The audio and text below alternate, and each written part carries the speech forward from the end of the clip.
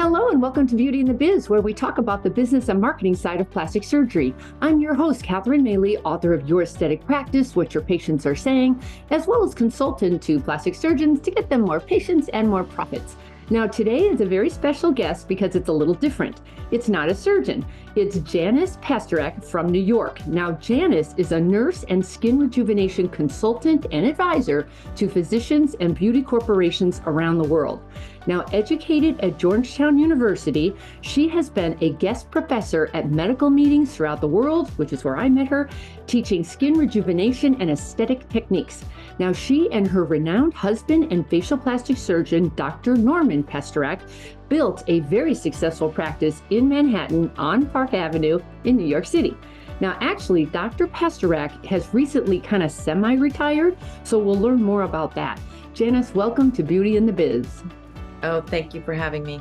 It's a wonderful opportunity to talk about my life. Right? I mean, I think we almost talked about this like over a year ago at some meeting, and we finally pulled this together. So I'm glad to have you. So let's just start because you're unusual because you have so many areas of interest. So why don't you just start with you became a nurse, and then how did you end up in the skincare arena? And then how did you end up on Park Avenue? Oh, so it gets kind of funny. So originally I wanted to be a midwife, but at that time, the insurance would have been $100,000 a year. And so ixnay on that. So I came to New York and I ended up as a charge nurse in a hospital. And actually the way I met my husband was that at that time he was admitting patients to the hospital for overnight stays. And my staff was getting completely bombarded with really hard cases. And I thought, oh, these plastic cases will specialize in plastic surgery. And I'll talk to that Dr. Pastorek and see if he'll ask for my floor. So I had this plan and I went down to the cafeteria one day and there he was. Now that morning I had been doing rounds and every time I had given medication to somebody, I leaned over and my nose was running and I couldn't even sniff back. And I'd have to go wash my hands and, like do the whole thing anyway. So I sit down and I propose, to Dr. Pastorek, like we'd love to use our floor as his go-to floor. And he looks at me and he said, can you breathe? And I thought, no, I cannot breathe. So Why not? Was it allergies or what? I had such a deviated septum that I was, I guess he could hear it and see it and said, why don't you come see me sometime? I think I can help you with that. And so kind of like 2.5 weeks later, he was fixing my nose. And that began like getting to know him. So, and also I think that defined who was the better schmooze with the stuff because, I ended up having the nose done. So, so then shortly thereafter, he was trying to start, he wanted to have an operating room in his office and he needed somebody to run it. And even though I wasn't an OR nurse, he asked me if I would, if he could take me down to New York Hospital, the nurses would train me, which at the time, they would never do that now, but I did it then. And I would run his OR. And so that's what I did. I left the job at the hospital and I started working for him. It was probably one of the first outpatient surgical suites. And I thought, and I said to this to him, I said, the results you get are so amazing, but their skin looks terrible. And they've paid so much money for, what you've done. I said, I feel bad saying, gee, you need to go to the dermatologist. So, and I had some skin issues too. I was always like a little eczema, a little this, a little that. And I thought, okay, I am going to educate myself on how to handle skin. And I was very lucky at the time, at that time, anyone who was offering products, I could get right to the science guys and they would teach me. And then I started to go to the medical meetings and I would sign up and I listened to every lecture there was about skin. And then, shortly thereafter, I started to lecture about it. And I actually at one point worked with Estee Lauder Company with the academy, the facial plastic academy, giving lectures for them and actually helping develop products. So that was kind of interesting that they had a whole division for surgical patients. Is Estee Lauder still around? Yeah, Estee Lauder is still a big company. It's huge. So I mean, it's huge. It's like a whole building, you know.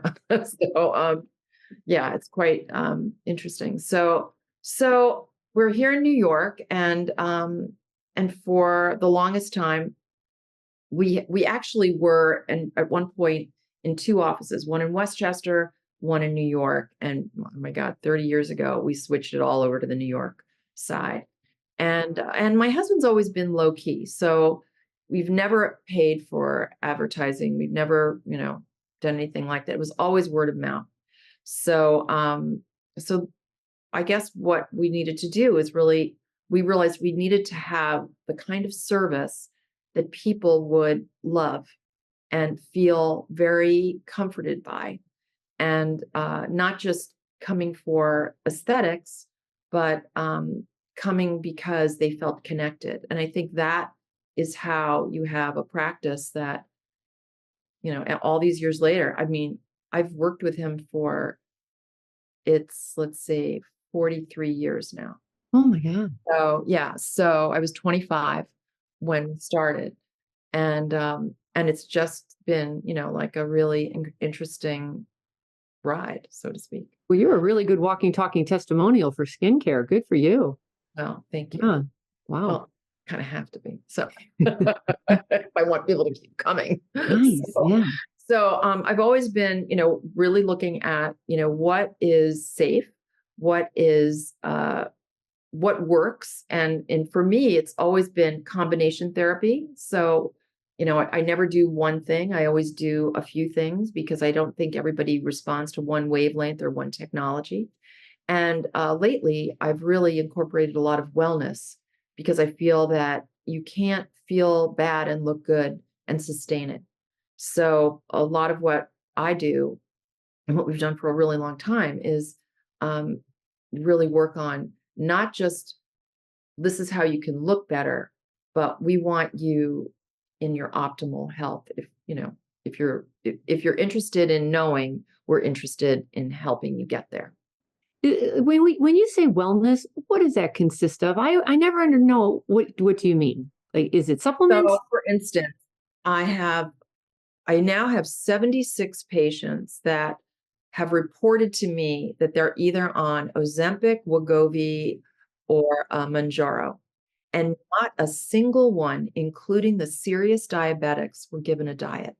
Not one. I'd say to them, well, especially the diabetics, you think you can eat like chocolate cake? Oh yeah, I can eat chocolate cake. You think you can have cookies? Oh yeah, I can have cookies. Mm. And so I found that like shocking and horrible. Yeah. And so I took a deep dive into like, what is the good diet? Mhm. What are we supposed to be doing? And it was really interesting because, well, first of all, I looked to see who were the successful people that were using the product and out of my patients. And the ones that were most successful were using sort of guidelines to keep their insulin levels even. So Glucose Revolution by Jesse and Shospe is something that, I recommend reading. Or figuring out the diet, like the diet that I feel is the most logical and the people have had the most success on is through Dr. Eric Westman, who is head of obesity and diabetes at Duke University for over 24 years. So giving them that kind of guidance constitutes a wellness visit. Part of their visit incorporated some wellness techniques.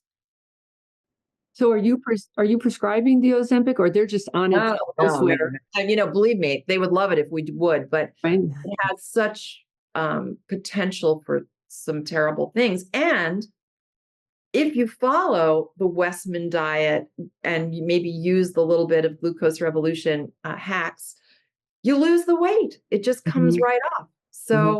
Mhm. So yeah. So we don't love the idea of those drugs.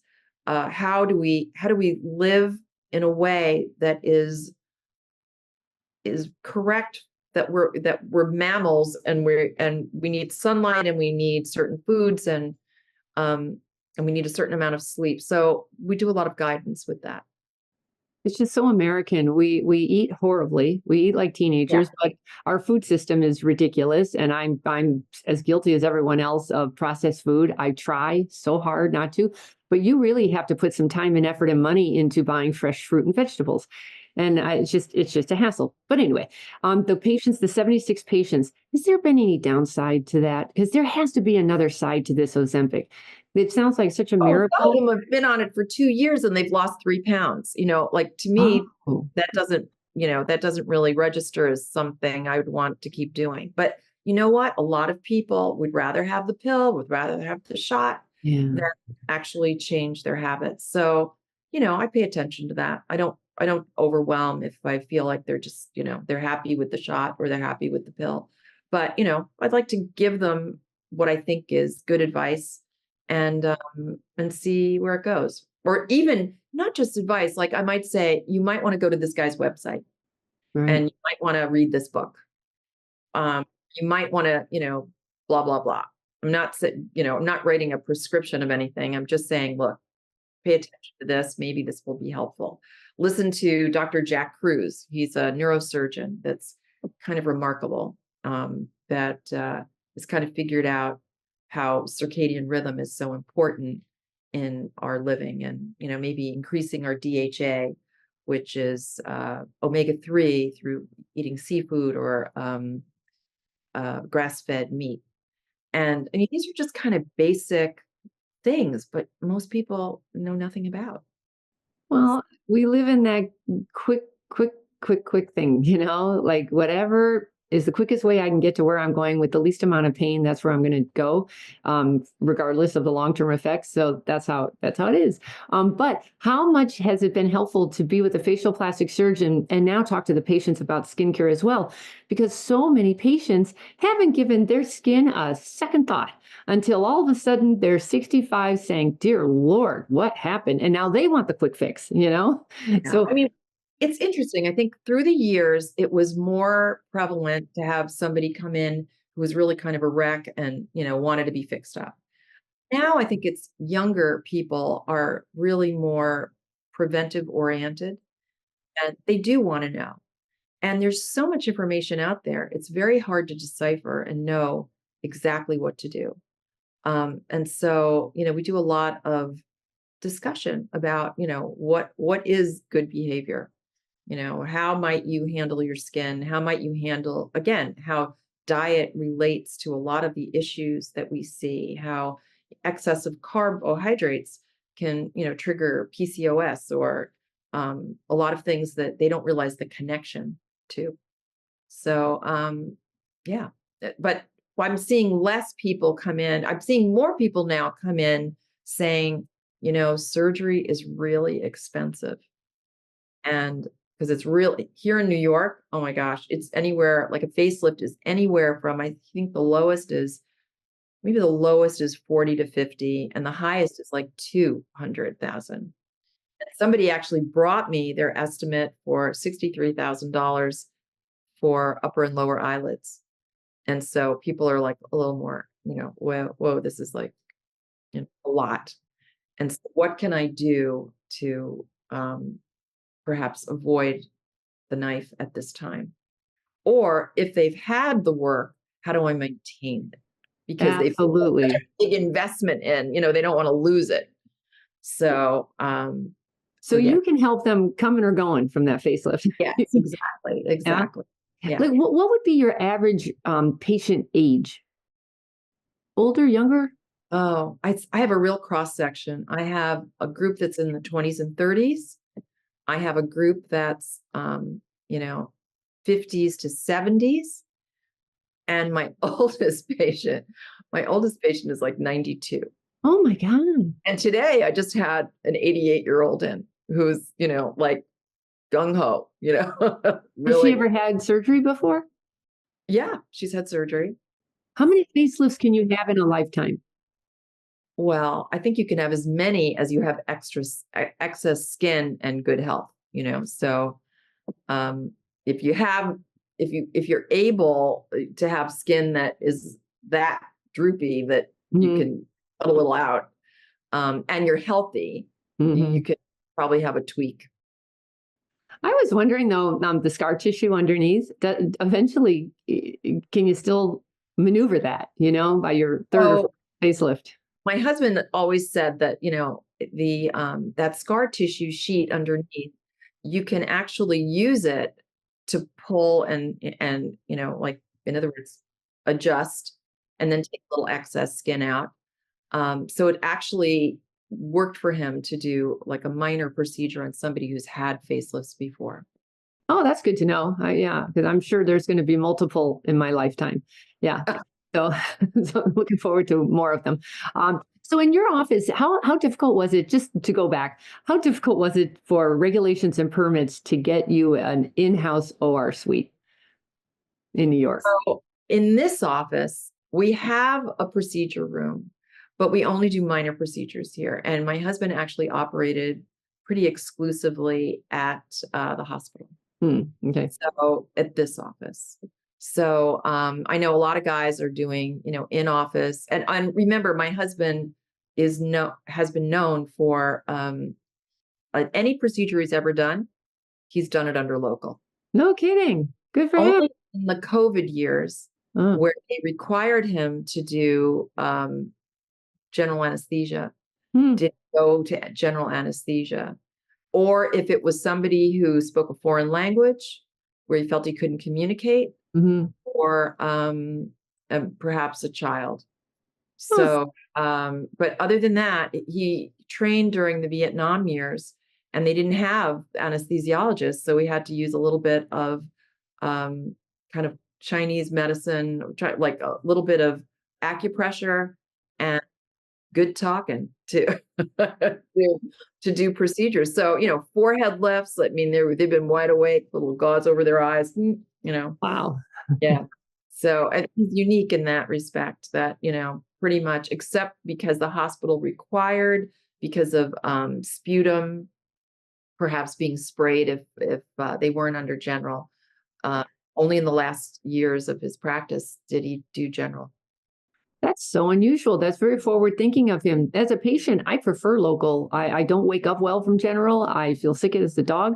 Yeah. I love the recoup is much faster. I feel better. I get it. I like it a lot. Do you find that? Do your patients want that or They no? loved, they loved it. He would often have the first patient speak to the second patient so that, and the first patient would be, all happy and telling the next one, oh, it's like fun, and, it's great, Right. probably the drugs.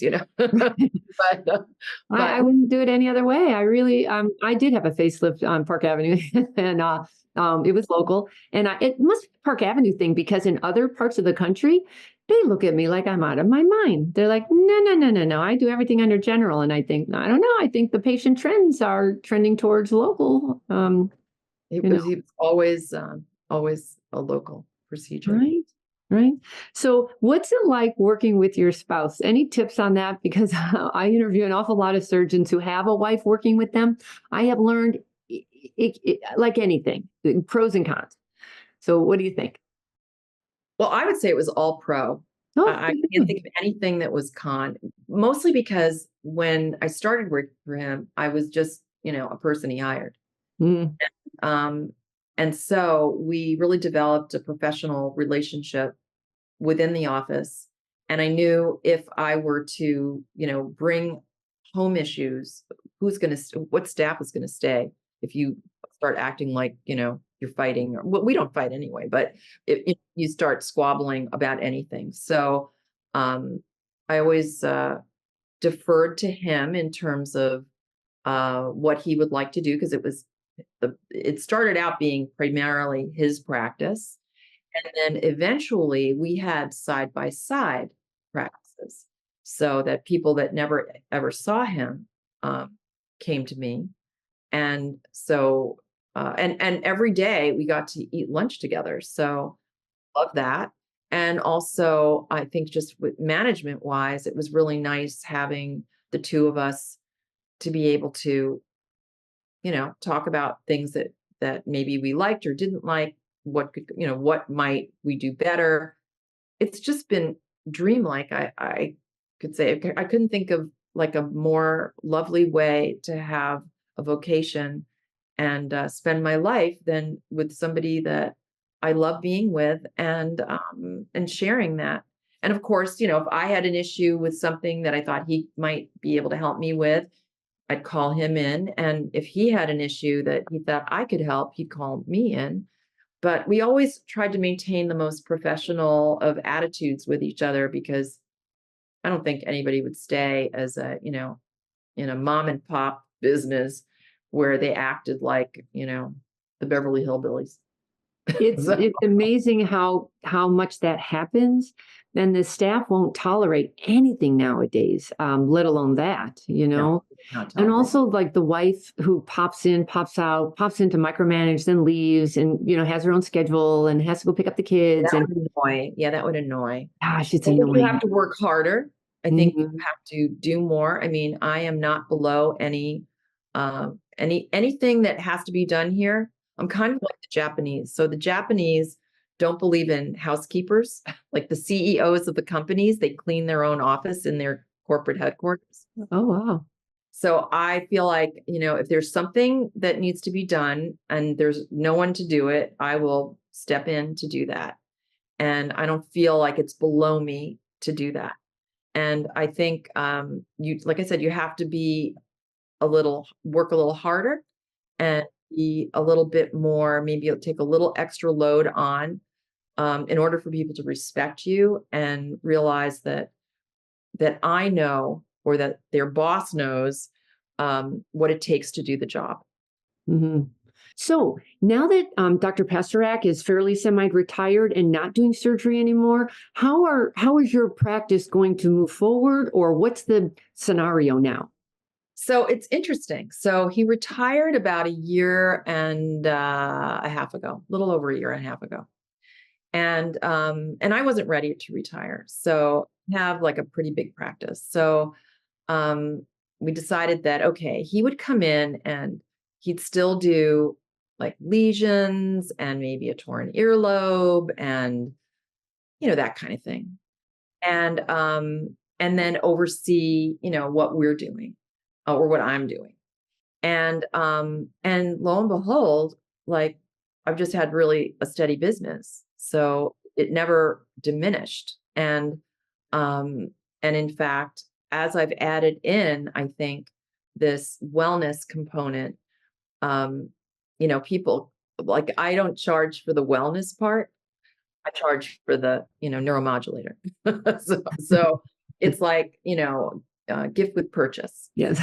And and and in the future, so it's interesting. So I'm doing this podcast with you, but I've been invited to do another one with someone else.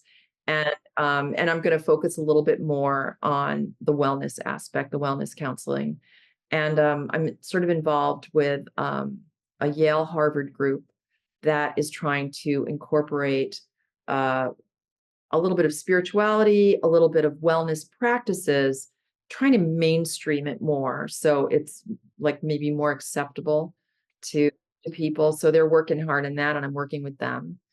And so I see in the future, I don't see me slowing down really.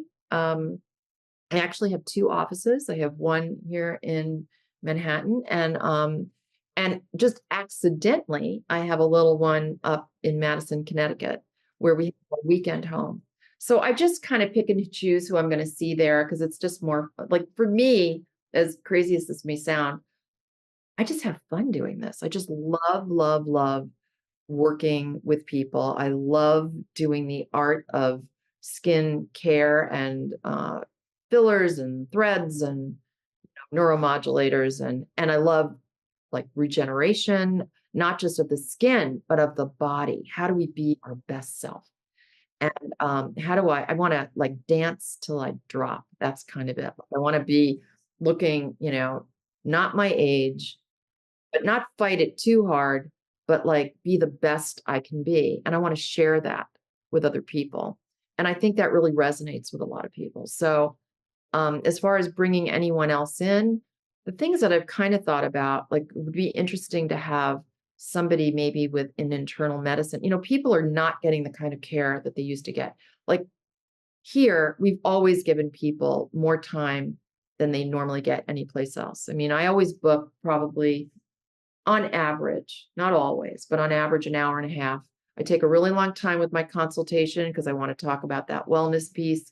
Um, I really want people to feel like they can speak, they can let me know what it is they're really focused on, and then I can give them all the options and hopefully not be too overwhelming with that.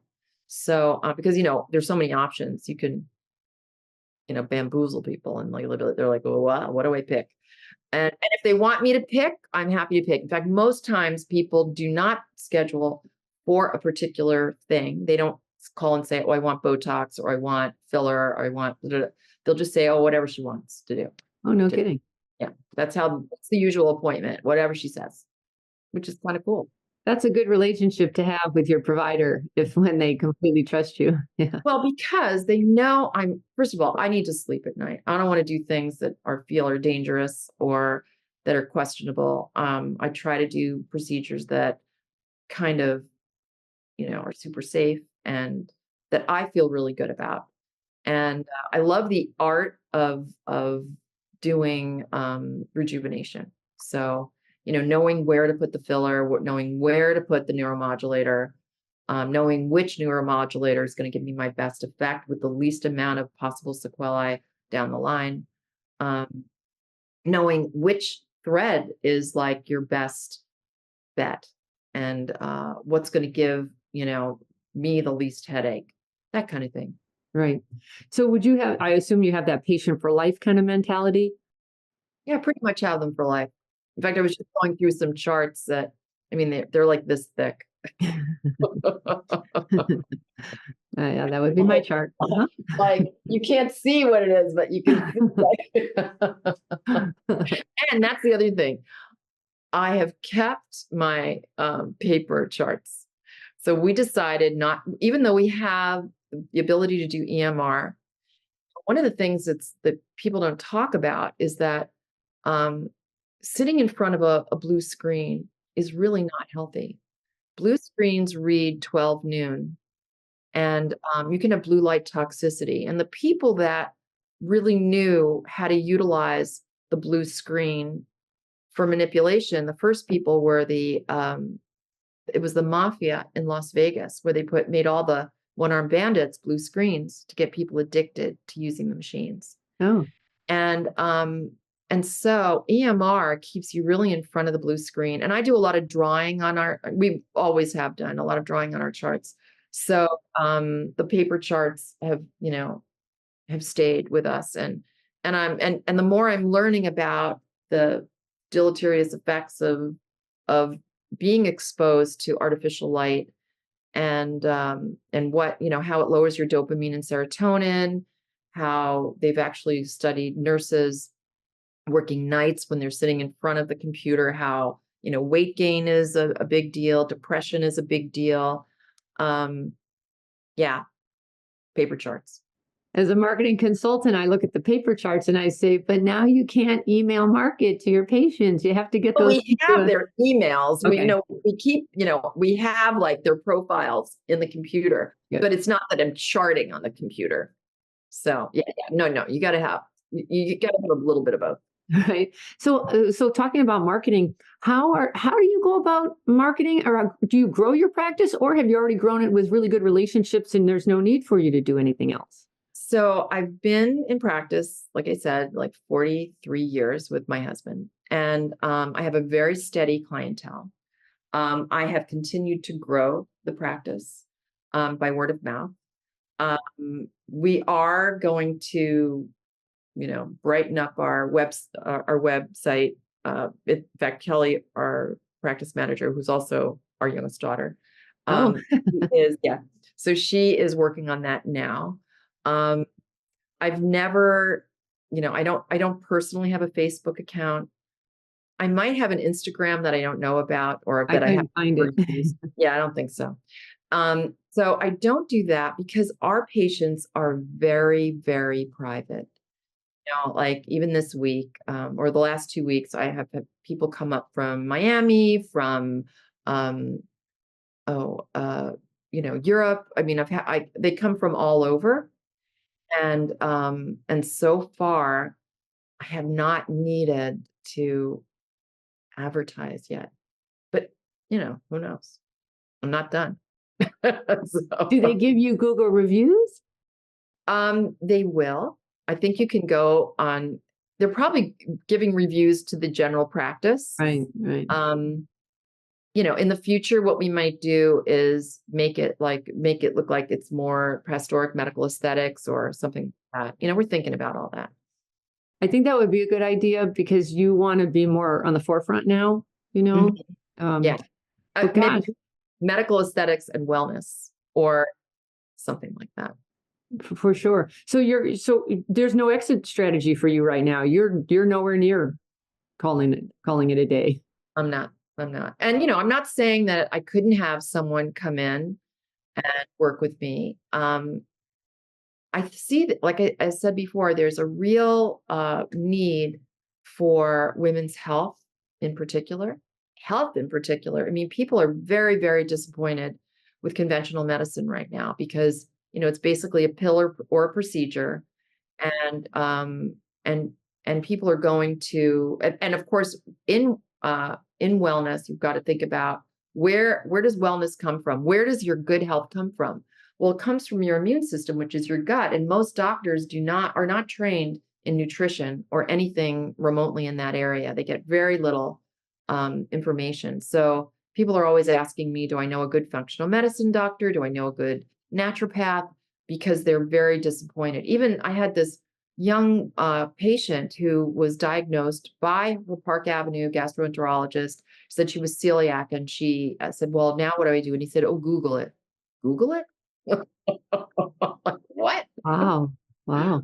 Okay. So, yeah. So you see, it's very, very interesting the kind of care people are getting. So I could see having someone who was more, I would definitely have a referral group for someone who wanted to practice, general health.